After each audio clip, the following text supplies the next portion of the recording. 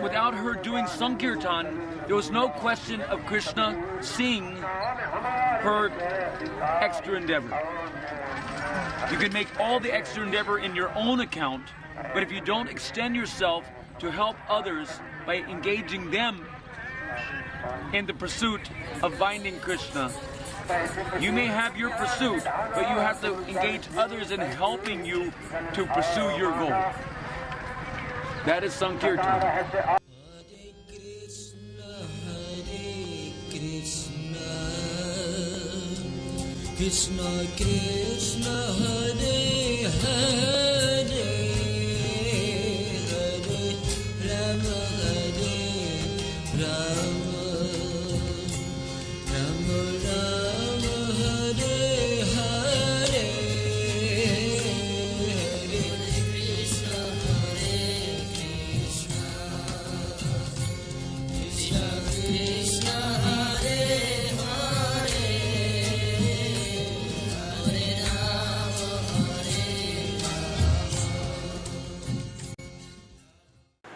Hare Krishna.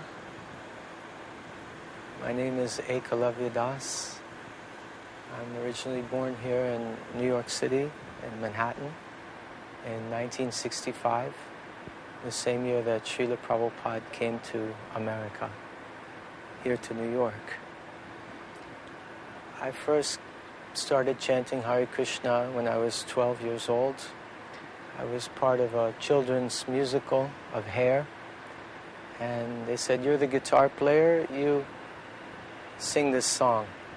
So I had to chant, Hare Krishna, Krishna Krishna, Hare Hare, Hare Rama, Hare Rama, Rama Rama, Hare Hare. There were no devotees present at the time. I just had to sing the song. Then gradually I started coming in contact with ISKCON. When I was 15, my sister gave me a Bhagavad Gita that she bought from a devotee here on the street in New York. And I went to Berklee College of Music in Boston. And while I was there, I visited the Boston Temple. It was the first temple I ever visited. Then, after I graduated from college, I traveled around the world, more than 25 countries, as a professional musician, and seeing what the world had to offer. And I found of all the things that the world has to offer, spirituality was the greatest boon and benediction. I joined ISKCON after receiving a Srimad Bhagavatam in JFK Airport from Revati Nandan Prabhu.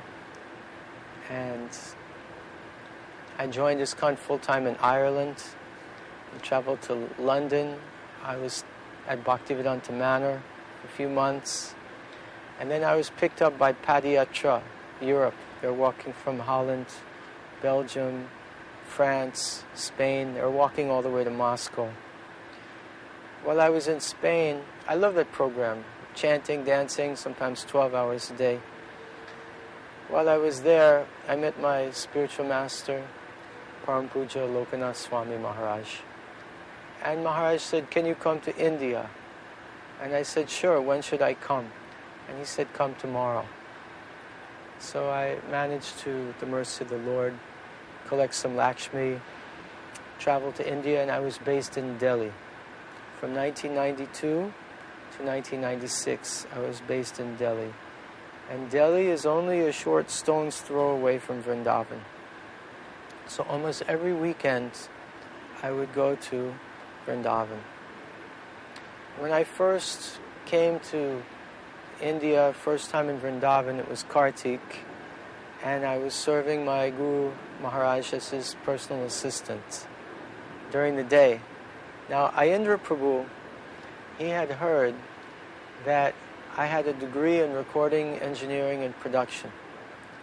So he was just about to make Vrindavan Mellows 2 and 3. So he called for me, and he said that, "Can you come and do the recording for our bhajan project?" So I was very happy to agree. And he said, "Okay, will start tomorrow night. Come to the temple tomorrow night when the temple shuts, at the closing of the temple around 9 p.m. Then we'll record all night long. So for several days I was recording all night long with him, and during the day serving my Guru Maharaj. It was a challenging yet blissful time. My first real encounter with him was the day of the recording. The recording was scheduled for that evening, but due to my nature or something inspired me that I thought I would go and see him before the recording started to make sure we had enough microphones to have some pre-production discussion. So around 10 o'clock in the morning, I went over to his room in the Brahmacharya ashram in Krishna Balaram Mandir.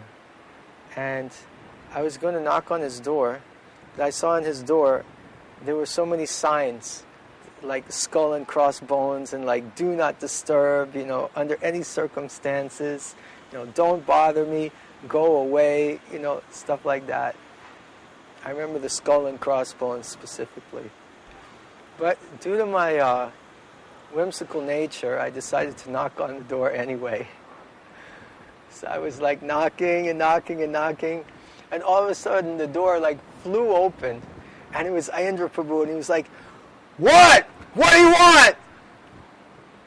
And he was like furious, And I just was like, "Oh, I just wanted to see about the microphones and about the recording tonight." And he's like, "Just come tonight, Why are you bothering me like this, So I went away, and so that was my first like real interaction with him.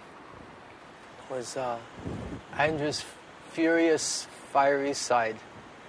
He had a very blissful and sweet side, like a rose, and he could also be really fiery, like a thunderbolt.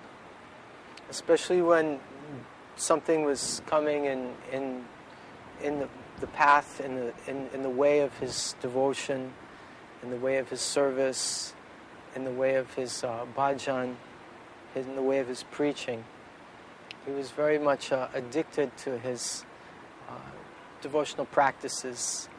Like it's said on the stage of Asakti, one becomes addicted to the holy name of the Krishna, and one becomes addicted to devotional service, and one cannot bear to be separated from their connection with Krishna.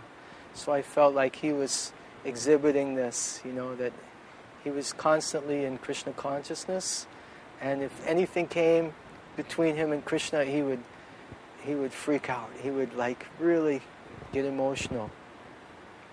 I guess during this time of day, later on, as I got to know him better and our relationship warmed up a lot, then often I would go at that early morning time and chant japa with him. Not often, occasionally. And he would sit and he'd chant very quietly in front of his altar. And you couldn't really even hear the way he chanted japa. He would say, keep the chanting inside the mouth. He would chant very quietly. Like that. As time went on in Delhi, eventually I left my services with the Prabhupada Centennial, which was the reason I had traveled to Delhi. And I spent 3 weeks on the 24-hour Kirtan party in 1996.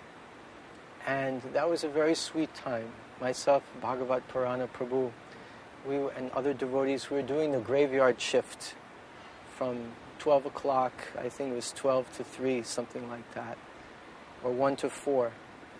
That was our shift. And in addition, I was doing 4 p.m. to 7 p.m. with Aindra Prabhu every day, which was very nectarian.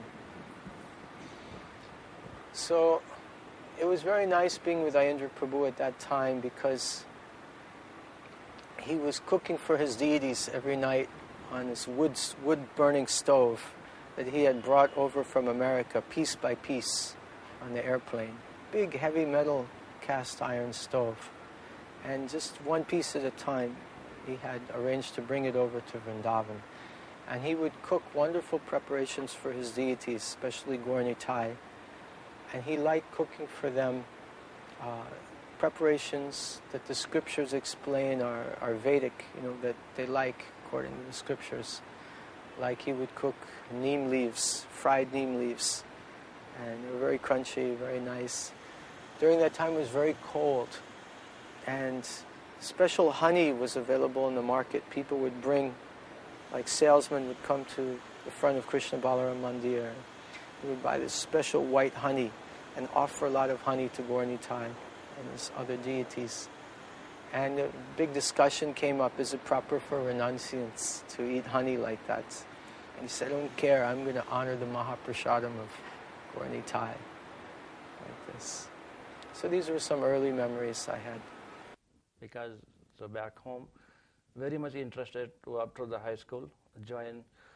I never came this thought in my mind. But after high school, joined in the military. The military people, they select me that time, and then supposed to go in the military. But by Krishna's mercy, they somehow or other, they missed me there. Like they told me to go check up your air and then come back in the camp. Supposed to come back there, but delay a little bit there from doctor. And then that way, I got opportunity and missed there and then connect with ISKCON. So how I connect in ISKCON is Pandharpur there. They have the big melas, yatras there, and from the Bombay temple they have tents there, Pendal programs, Devakinandan Prabhu, Sridhar Maharaj, Loknath Maharaj, and some of the many others devotees. They just start to pack up, going back to Bombay, because I never saw the programs, I never read a book, and then I don't know anything about the Prabhupada. But simply by that same time I was looking like to join in some of the societies, but I don't like other societies. And then I got attracted, which is Devakinandan Prabhu, he was telling about life and how you have to live, and then how you can make your life successful. So that is the mercy appear there. Other Maharaj, Loknath Maharaj and Sridhar Swami also was standing in different group and then giving guidance to student. And then one of them asked them questions, is possible I can join? Yes, why not? They just told me you can just come with us. Right now we are leaving within an hour. And then I didn't tell anybody, which is my family, people's friends came from the village. I didn't tell them anything, and my luggage was in my guest house room there. I didn't tell anybody, I just leave with my clothes and then sit down in the bus. Then I don't know where I'm going. What I'm doing and where I'm going is supposed to tell the people, because I'm going now, leaving them, and then something just happened. They bring me in Bombay and then they give me service. First service in the restaurants, just wash pot. There's a cleaning and wash pot, and then it's 1 month, and then they told me you have to sleep outside. There's a training, because they need to know the serious person. He's want to do the chanting, and then 4 principles, all others are ISKCON rules. They want to just make sure he's serious. So 6 months sleep outside, and daytime do service in temple, and then whatever service they give, I did that, and then that's the way I got qualified for the initiation. And then Gopal Krishna Maharaj I chose, and then he gave the initiation 1983, and then 1985 he gave me the Brahman initiation. During that time they gave me service for the travel around, and then to preaching and book distribution. And a few of the other devotees, Hira Panchami Prabhu there, they gave me one small minivan. Now, I did the great job, like all around the India, Himachal and South India and Madhya Pradesh, everywhere I went with other devotees, cooking every day, like daily sadhana, Mangalarti. And we have one deity, which is a Sachi Suta's name is like, that deities came to Aindra Prabhu, sitting in the room, that after. That deity with us, who I used to worship, I used to do the dressing also. That's Chaitanya Mahaprabhu and Nityananda Mahaprabhu is a great, wonderful deity. Then in bus, 1 year I did the worship seva, and then Well, I liked the way it seemed like Aindra Prabhu would do similar flow of kirtan on a daily basis. He had similar tunes from time period to time period. And they would be like in the moods, starting slow, like separation of Radha and Krishna, and then hope coming together, and then sambandh, meeting, and then ecstasy, and then coming apart again, and melancholic. And his kirtans would move in waves like this. I remember he personally taught me how to play the kartals, which was a very wonderful experience. He told me which shop to go to buy the kartals. And he said, when you get the kartals from the shop, take them to a drill walla and have them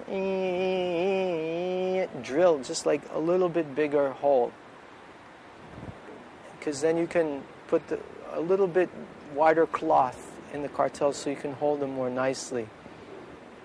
And he showed me how to put the cloth in so you get the maximum width of the cloth. And there's a special technique. You like put them in and pull them as much as you can, and when you can't pull them anymore, you see the spot and you take it out, and that's the spot where you tear it, like that. And I was wondering why the kartal wallas, they don't make the kartals with a bigger hole. But then when I was in Navadvip, I was buying kartals, and they sold them to me by weight.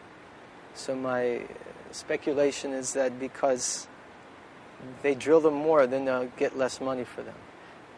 So they drill them with real small holes. So you got to drill them a little bit. So I purchased these kartals, and then he taught me how to, tie them around the hands. There's a special technique like that, and different kartal rhythms. And he was showing me different sounds that you could get from the kartals by playing different sides, and playing in the middle or playing more and more on the side, and how to get the maximum color, different textures from playing the kartals. And he taught me that how to do the breakdown. That he said it's very much widely speculated in ISKCON, but it's a science, and that you go into what we sometimes call the do tal or che tal, two tal or the 6 tal, and then you're like going fast, like in a double time like this. And then you subdivide in your mind into 6. 1, 2, 3, 4, 5, 6. 1, 2, 3, 4, 5. So 1, 2, 3, 4, 5, 6. 1, 2, 3, 4, 5, 6. 1, 2, 3, 4, 5, 6. 1, 2, 3, 4, 5, 6. 1. And he told me that you maintain the slower speed and don't speed it up yet. Keep it down at least 2 mantras to the end of the Hare Rama, Rama Rama, Hare Hare at the end. Otherwise, if you speed it up too much, you lose the impact. He called it sense-controlled kirtan. You have to maintain the control over it. He gave the example of like a boxer, that you can throw so many punches like bing, bing, bing, bing, bing, bing, bing, bing, bing, bing, bing, but it's not powerful as much as if you go bang, bang, bang. So he said the breakdown is like that. It's like you're a bunch of football players, and you're like huddling up, and you're like, ready, okay, score. You have to concentrate and do it properly. So the kirtan is going in the double time, and then bang, bang. To keep it slow, keep it heavy. Then the kirtan's heavy. But you speed up too much, and you lose the heaviness. Like that. So he said, sense-controlled kirtan. Keep control of the tempo. Keep it slow, at least for 2 mantras. So that was quite a prominent piece of kirtan information that I've kept with me through to this day. the first time I met him, he's a very fired up and excited devotee, and then I don't have much association with him, but usually he don't talk so much other things. He just busy from morning, like evening. Usually he's busy with kirtan, and evening also, morning also is busy with for chanting. Like usually for evening time until 10 o'clock, 9 o'clock, he do the fired up kirtan, and that energy, that firedness, enthusiasm to make encouragement to other devotees and other religious people, they also enjoy. That is like a greatest preaching. I thought myself also that the preaching, different ways of preaching there also, but the holy name of Lord Krishna, Lord's holy name, Lord Himself, that is the way He doing preaching. So which is the people, they come in temple for darshan, so they can hear same time also Lord Krishna's name. It's a powerful name, and then He grabbed that, and then He want to that way to powerful kirtan. So always whenever we are in the kirtan, He always chastise to get up and then do like more louder kirtan. As much as louder you can do, yourself also you'll feel happy, and then others also they feel happy. So that's encouragement from Him all the time. First time I met Him, I bowed down Him, and then He always very humble, and then it's very nice. I like Him. He likes the devotees also, not like He hate. He chastised, but there's a different reason for the chastisements, like because He want to continue the Harinam there, like with non-stop kirtan, because that He want to do from His heart. Not like somebody is paying Him, He just doing some service. Somebody want to do like from heart, that's different, and somebody is doing from the like, if you pay them, that's the different, automatically you can see it. Like some different temples, like when we pay like salary, that kirtan energy is not like fired up. It's just slipping away some different way. We see whenever we go from Vrindavan to different temples, like it's not like fired up. So, but here is Aindra Prabhu himself. Like he is a great personality, and then I like his personality, which is the way he used to do, and then that I grab from him. I don't know how to do kirtans. I learned from him a little bit from Bombay also myself, and some other devotees also they helped me how to play harmonium and this and that. But many others like tunes and kirtan quality I learned from Aindra Prabhu. So that's very, very grateful gift for me from him. Well, every year, since for many, many years I was serving Param Puja Lokanath Swami Maharaj, every year Maharaj would spend entire Kartik in Vrindavan. So many, many Kartiks, maybe 6, 8, 10, 12 Kartiks, I was there every year for Kartik in Vrindavan. So attending his Damodar Astakams. And I remember one time I was leading Tulsi Puja in the morning, and he was correcting my singing. Aindra Prabhu was saying, it's not 2 lassis. It's not like we're going to Loy Bazaar and ordering 2 lassis. It's not 2 lassi. It's Tulsi, you know. He said, don't sing 2 lassi. Sing Tulsi. Like that. And he also told me, he said, oh, you must be from New York. And I said, how do you know? He said, Hare Krishna. You know, New Yorkers are like, Hare Krishna. So he said, don't say Hare. He said, pronounce it Hare, like with a D. He said, you may be criticized for imitating Bengalis. Hare Krishna. He said, but it will sound better, more authentic. So, Hare Krishna, Krishna Krishna, Hare Hare. So this was a personal instruction. Hare Rama, Hare Rama, Rama Rama, Hare Hare. Maybe give others different instruction. See, they have more aptitude for pronouncing correctly. This was the guidance that he gave me. I'm known for playing trumpet in the Kirtan. For some time, Aindra Prabhu was giving it a shot. You know, that I'd play trumpet in his Kirtans. Then he said, you're playing too jazzy. Doesn't sound good. And he would say, then for a while I would sit in his Kirtan and he would coach me, say, don't play jazzy, play funky, like that. So, but it just couldn't jive. And in the end, he just said, leave it out, you know. And then there was a period at Krishna Balaram Mandir where they were going to authorize the Kirtan singers. You had to be authorized by Aindra Prabhu and one or two other devotees. So I went to them and they said, yes, you're authorized, you can sing. And then Aindra said, on the condition that you don't play your trumpet in Vrindavan. So I said, okay, you know, I'm not so attached. And even though some senior managers and the Guru Kulis, they'd always ask me to play, just to honor that mood of Aindra Prabhu, I didn't play the trumpet. And he told me why. He said, trumpet is Aishwarya Bhav and Vrindavan is Madhurya Bhav. So we want to maintain the Madhurya mood in Vrindavan. You know, trumpet is Aishwarya, like for kings and this kind of thing, like this. So then I stopped playing trumpet in Krishna Balaram Mandir. Sometimes I take it on Harinam for some preaching program or something. But I always maintain no trumpet in Vrindavan. You guys need to learn different tunes, different melodies, or only Hare Krishna Mahamantra. He always chastised other devotees. So we asked him, so how we can learn? Can you teach us?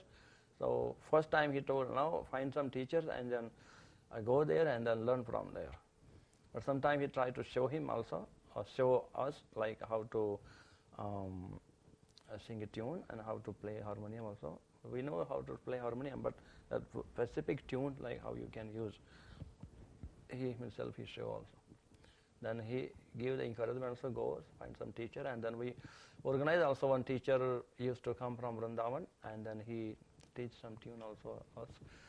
So it's not like he don't give the encouragement. He give the encouragement also for us, all other devotees also. Well, the nice thing was that I'd come every weekend practically, and Aindra gave me a lot of mercy. He was very kind to me, and I would ask him a question in his room, and he'd answer for 2 or 3 hours. And this happened on many, many occasions. One of them is recorded also. Video is there on YouTube. That's the one I interrupted by accident. You remember, I was knocking also. Oh yeah, that was you. They swung the door open. Andrew looked like real mean. You were sitting there recording. He doesn't like being interrupted in his devotional service. Yeah. So I remember, because I had the graveyard shift also during that period of time. So what I would do is I'd stay up with Aindra Prabhu up until 1 o'clock in the morning until I had to go for my shift. So that was good. We get like between 9 p.m. to 1 p.m. of discussion.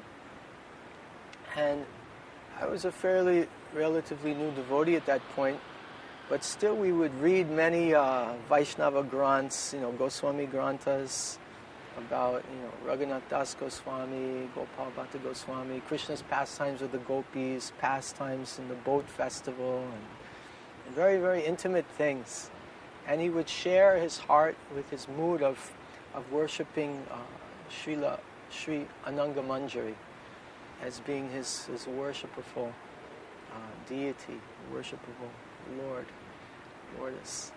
And his desire, we could sense his desire to enter into that sangha, enter into that mood. Although potentially he was already in that mood and we were just seeing one side of him, the external side. Internally, he was very much in that mood of serving Sri Ananga Manjari. That was very sweet. So we would discuss, and he would be cooking for his deities and doing his puja, and have wonderful discussions of Krishna Katha. He called me, he said, you should come and stay here in Vrindavan. You should join 24-hour Kirtan. So I told him I'll ask my Guru Maharaj for his permission. So I went to my Guru Maharaj and said, Gurudev, could you please give your blessings I can serve Krishna Balaram in Vrindavan in 24-hour Kirtan party. And Aindra gave such a sales pitch, whatever service you do in Vrindavan, it's thousands of times magnified. One kirtan you do outside Vrindavan, you get thousands of the benefit doing inside. So I was inspired by his enthusiasm. So my Guru Maharaj said, actually, better that you go someplace where there's no kirtan and do kirtan there. There's already kirtan in Vrindavan. So I went back with this message to Aindra Prabhu. Aindra Prabhu seemed fairly disgusted. And he said, okay, follow your guru. You follow your guru. Go ahead, So I continued having nice association with Andrew whenever I had the opportunity. And in, I think it was 1998 or 2000 or 2002 or something, the GBC gave us blessings to do a World Holy Name Day, which later became World Holy Name Week.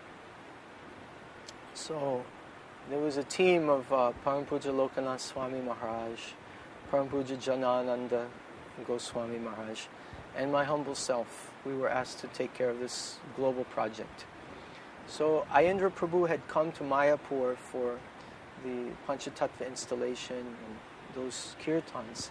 So we were leaving, it was Lokanath Swami Maharaj and myself, we were leaving to the airport, and Aindra's flight was late, so we were together in the airport with Aindra Prabhu. And we told Aindra Prabhu we'd been given this mandate by the GBC, and I begged Aindra Prabhu, please give us your blessings so that we can spread the holy name all over the world like this. And Aindra Prabhu just turned to me and said, just do it! And don't talk about it, just do it. So this was very much Aindra Prabhu's mood, get into action, just not so much talk is required, just get into the service, offer the service to Guru and Krishna, offer the service to Prabhupada, and promote this chanting of Hare Krishna, Krishna Krishna, Hare Hare, Hare Rama, Rama Rama, Hare Hare. And then whenever Aindra Prabhu, like that times, I remember Aindra Prabhu always, there is Ramji Vai Satsang Bhavan. Whenever like from the West Bengal, from Bengal, some devotees come there and then they do just one day, 24-hour Harinam. So that time myself and Aindra Prabhu always asked me, hey, you want to come to listen some kirtan? So, and who's going to do my seva here then? No, don't worry, I can just change the schedule. So you want to come with me? So I used to go with him and with the recorder, small recorder in Ramji Vai Satsang Hall, and just sit down and listen some tunes. He grabs from there. Like that time he also want to grab some new tunes, new melodies, and then for the sing for Krishna. So sometime I used to go with him. And Seva Kunj, Radha Damodar Temple, Ramji Vai Satsang Hall, and a few places we went. I went with him, and then he, when the devotees they start to like, they're like standing kirtan. They just stand up round, and then with dancing way they used to do. So Aindra Prabhu also stand up and he used to dance. He asked me to, can you just sit down here and record some different tunes? And I like to dance. So he used to dance. He used to dance. He has like excitement, not only for the doing kirtan, but he liked to hear also from other devotees. There's that famous one where one chowkidar stopped like the evening kirtan around 9 o'clock, and Aindra Prabhu went personally to that chowkidar and he said, if you ever stop that kirtan again, I'll kick your ass.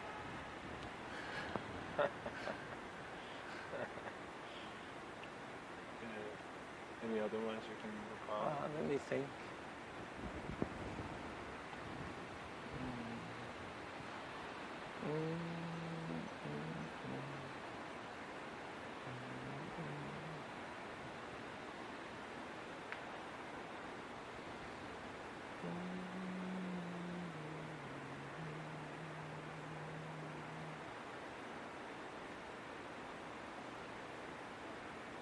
I do remember one time when a devotee had 24-hour Kirtan man had service on the Kirtan party, and he'd been invited to a sannyasi's home to do Kirtan there for some get-together. And Aindra was furious. The devotee wasn't present, but he certainly let everyone in his room know how he felt that the devotee was giving up his responsibility to do his 24-hour Kirtan service in favor of going for an outside program. I suggest Aindra Prabhu, so why don't you just try another things like if there is not enough supply from the management, some devotees, they are not like giving some, collecting some donation, something for the 24-hour Kirtan, and then nobody asking like we are running this group and then we need some help. Nobody asked by some devotees, they themselves, they want to give something, so they give, and then Aindra Prabhu buy them clothes and toothpaste and soap and whatever they necessary for the medicine, this and that. So I suggest him, like, why don't you just do some recording? And then one Vrindavan Mela recording cassette CD came out, like, we help him. I told him to, we just go studio and then get some recording out, and then we can sell this recording, and then we can maintain the 24 hours. We don't have to depend on the management. We don't have to bother them. So we need this. So then he liked that idea, and then he thought, okay, we can sit down and do recording here. I don't want to go studio there because we have to take all the devotees there, come back here, and then going back, coming back. It's too much. It's wasting time here. Why just sit down in room and then do? So just coming out the CDs take like 15 days, sometime 1 month. Just every day one tune, every day set up, every day 3-4 devotees sit down and then set up. So himself he did that recording. This came out, the beautiful recording CDs came out, and then there is Aindra Krishna and myself also. We sing some tunes, and then we sell the CDs, and then a lot of CD we sell actually. The people like, devotee like, and when our Sankirtan parties go out, also we give them CDs also. So Aindra Prabhu got from their little fund to maintain the 24-hour Kirtan. From there, he feel little like secureness. So this is the best idea. So then after every year, he like to record some CDs. Yeah, I heard some of Aindra Prabhu's classes in Krishna Balaram Mandir. And I loved his realization about Damodar, Mother Yashoda trying to tie Damodar and not being able to. And then she would call the other cowherd ladies and tell them, bring ropes, this rope is not long enough to tie up Gopal. So all the other ladies would bring all the ropes in Gokul. And then he gave such a nice realization that this is actually the real meaning of Sankirtan. That she was worshipping or she was interacting with Gopal herself, but then she called all the other cowherd ladies and cowherd men to bring ropes and participate in serving Gopal. So I really appreciated this realization of the meaning of Sankirtan. Also I got chastisement many times, because when you're not playing kartal properly, you're not playing kartal on the rhythm, and then if you're not singing louder, then you get chastised right away there, right in temple, right up front of Deity, in front of people. You don't care for anybody. You just give you there like a big. So, but for myself, I never mind, because even like I get the slap from devotees, that is blessing for me. Because chastisement, you get in home, yeah, in the job, yeah, everywhere you get that. But here, chastisement is good for you, and it's good, especially for like your life. I heard about Aindra Prabhu's departure. It's like very, very painful for me, and I think I heard about it through the email, the Facebook, the Dandabats like this, and it affected me a lot. And he's, since the time of his departure till today, which is 2012, middle of September, I still haven't had the ability to go to Vrindavan. Although I'm based in India, since the time of his departure, just I could not bring myself to visit Vrindavan without him there. Probably he would want me to go anyway. He told me I should spend every Kartik in Vrindavan because he said, you think you're so cool traveling around and preaching, then the powers that be of ISKCON, they'll see you traveling around, they'll give you a stick, and so you're running around like this. He said, but you should spend every Kartik in Vrindavan, he told me. He said, he asked me what my realization was. And I said, I'm spiritually weak, I need to come to Vrindavan to charge up here. He says, that's right, and you should spend every Kartik in Vrindavan. But since the time of his departure, it's just so painful for me to consider Vrindavan without Aindra Prabhu there that I can't bring myself to go. It's like there's a campaign now because Jamuna has also been cut off at Haryana by dams. That actually Jamuna is not physically flowing into Vrindavan, maybe 2 or 3% or something, and the rest of it is all like sewage and industrial waste and stuff. So you cannot find Jamuna in Vrindavan anymore, and you cannot find Aindra Prabhu in Vrindavan anymore, physically. So in this way, Vrindavan it's not got any attraction for me anymore. It'd just be painful for me to go there. It's like sometimes devotee join ISKCON for just few years, 10 years, then leave ISKCON. But for my life, especially happened like by His mercy, I connect for the whole life to society. So the whole life is dedicated for the Prabhupada movement. I connected with Prabhupada movement and then like to commit myself like to do service for the whole life. So that's happened because of Aindra Prabhu. By his mercy, by somehow or other, is God's mercy, Krishna's mercy. Krishna came through the Aindra Prabhu and then changed my life. So that's possible. Last week, I was for 4 months, or since April. Now it's September, April, May, June, July, August, September. Last 6 months, 1 month I took a break, I went to India. Last 5 months, I've been based in New York with His Grace Ram Roy Prabhu, and we're doing Harinam Sankirtan every day in New York, which was Aindra Prabhu's service before he went to Vrindavan. And I have my own Kirtan style, which I try to do very simply for the public of New York. Aindra's style is like grandiose operas, symphonies, Maha manifestos, tremendous. The way he does Kirtan is incredible. And some devotees like Ram Roy Prabhu, Govinda Prabhu also is here now. They emulate that style.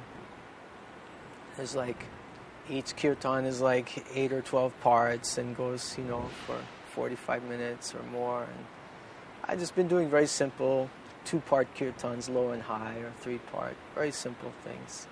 But then I was hearing one Kirtan by one devotee, which was more complex, and it was an Aindra Prabhu melody.